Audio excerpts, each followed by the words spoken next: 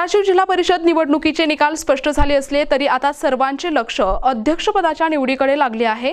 एका बाजूला 23 जागा लढवून 15 जागांवर विजय मिळवलेली शिवसेना तर दुसऱ्या बाजूला 41 जागा लढवून 19 जागा जिंकलेली भारतीय जनता पार्टी।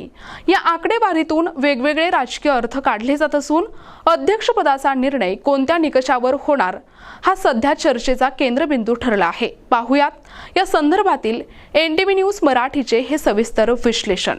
धाराशिव जिल्हा परिषदेत अध्यक्षपदाच्या पार्श्वभूमीवर राजकीय हालचालींना वेग आलाय। शिवसेनेने 23 पैकी 15 जागांवर विजय मिळवला आहे।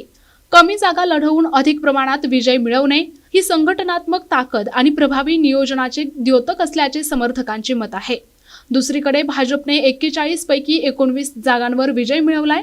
एकूण जागांची संख्या पाहता सदस्य संख्येच्या आधारावर अध्यक्षपदाचा दावा अधिक बळकट असल्याचे भाजप समर्थक सांगत आहेत।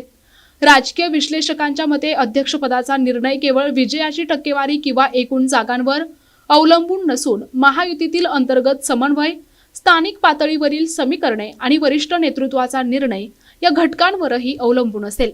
तसेच स्थिर नेतृत्व आणि प्रशासनाची सातत्यता लक्षात घेऊन परस्पर सहमतीचा मार्ग स्वीकारला जाऊ शकतो अशी शक्यताही वर्तविली जात आहे। सोशल मीडियाच्या माध्यमातून एनटीव्ही न्यूज मराठीने थेट जनतेच्या प्रतिक्रिया जाणून घेण्याचा प्रयत्न केला असता धाराशिव जिल्ह्यातही सोशल मीडिया युजर्सनी भरभरून प्रतिसाद देत आपली मते मांडली आहेत।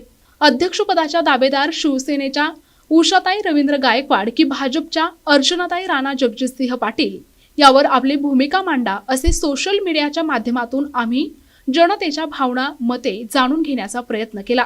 यामध्ये जवळपास 90% लोकांनी शिवसेनेच्या उषाताई रवींद्र गायकवाड यांच्या बाजूने आपली मते नोंदवली असल्याचे दिसून आले।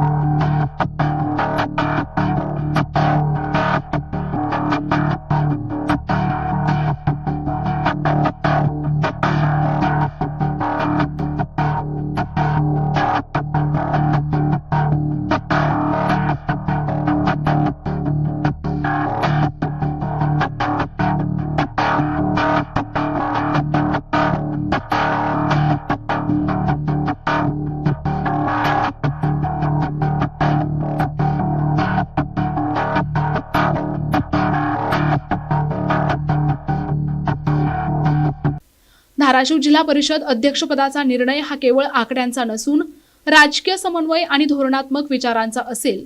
अंतिम निर्णयाकडे आता संपूर्ण जिल्ह्याचे लक्ष लागले आहे। प्रतिनिधी सचिन बिद्री, एनटीव्ही न्यूज मराठी, धाराशिव।